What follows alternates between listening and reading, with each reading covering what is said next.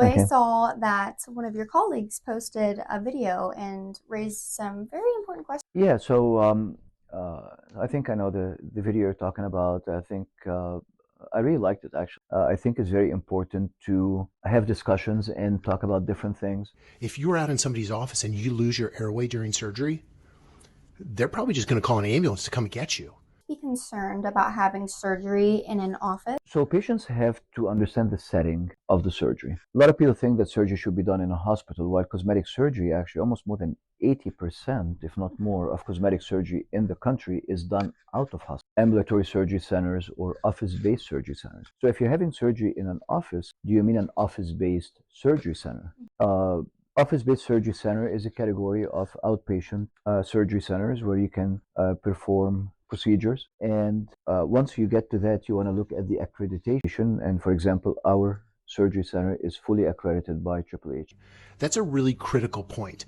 Basically, any doctor can do cosmetic surgery, but they're not plastic surgeons. Okay, so can any doctor be a cosmetic surgeon? Well, any doctor can add to their experience, can learn cosmetic surgery, can learn maybe some procedures in cosmetic surgery. Overall, cosmetic surgery is not exclusive to a certain specialty. You know, some physicians, I think, try to convince patients that cosmetic surgery belongs only to their specialty. I think that cosmetic surgery, as we know, is a subspecialty of multiple specialties. For example, general surgery, OBGYN, ENT, plastic surgery, dermatology, and so on. So a lot of different specialties contribute to the field of cosmetic surgery and to the specialty of cosmetic surgery.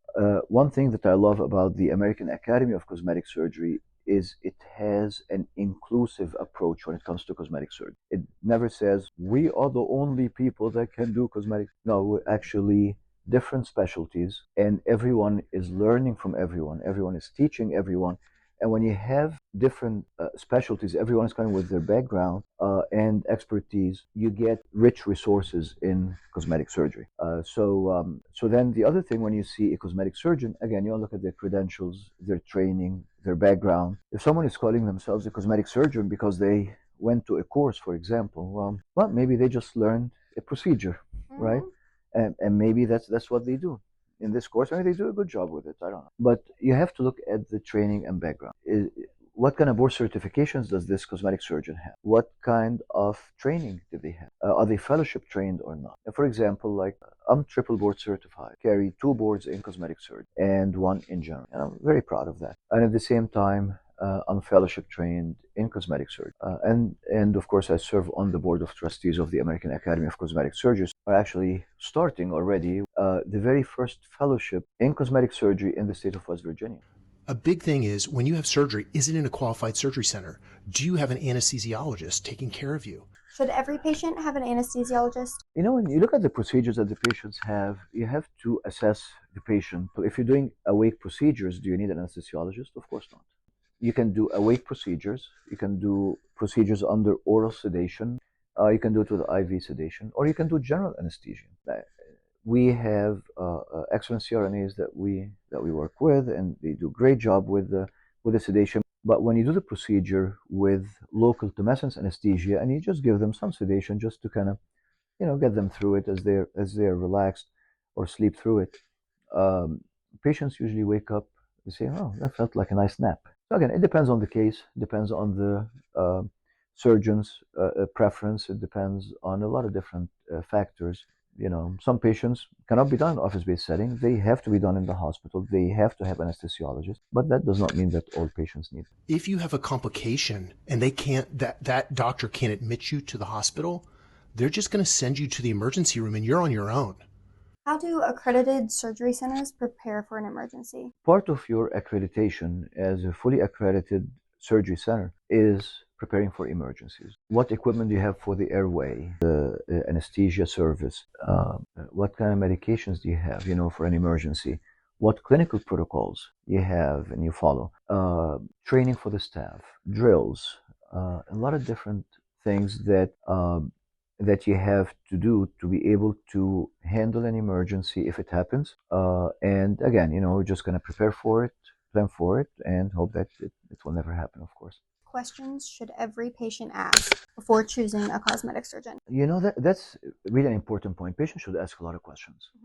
I really like it actually when patients come and say, I'm coming to see you. I'm also seeing this surgeon and that surgeon, and we encourage them. More questions, the better. Patients who are well informed, they tend to do well.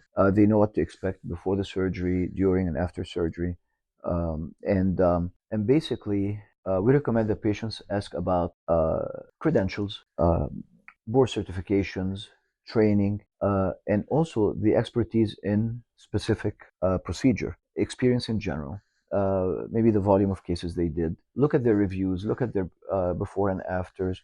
Talk to other patients. Now, in social media, it's very easy to reach out to patients and talk to them and get their experience. And maybe talk to even the staff. Hey, like when you need surgery yourself, or any of the staff here had surgery here, okay? Everyone.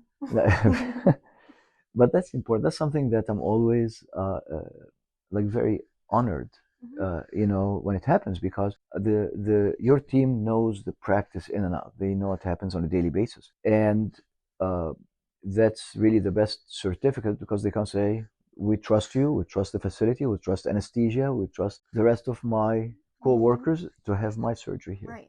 We talked about the surgeon certifications, background, training, expertise, and also the facility. Is the facility accredited or not? Any final thoughts? First, actually, I'd like to thank my colleague. I mean, I think it's very important to raise questions. It's very important to discuss. And we are all here, colleagues. We all see each other's patients, I'm sure. And that's very important. Okay. There are different things that we are very proud of, being private practice, that our practice is not based on referrals, for example, right?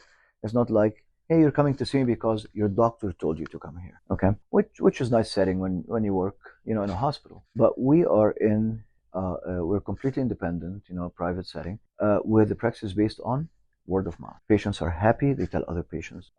Patients, they read stuff on social media or Google, or patients come and say, I'm here because my sister had surgery with you, or my mom had surgery with you, and so on. So that's something that we're very proud of. Safety is very important. And as we talk about the credentials of the physicians, accreditation of the facility, you got to look at safety also of the surgeon. We're proud that we are patient safety certified by the American Board of Cosmetic Surgery. We're also, as you said, fully accredited by AAAHC, and we also achieved A+ rating with the Better Business Bureau, and we're very happy about the fellowship that's starting. We'll be the first in the state, and we invite more and more discussions like this. I think we're all colleagues, a lot of excellent physicians, and we can all work together. We can coordinate care of the patients together, and I think it's better for the community. Agreed. Thank you, Dr. Akkary.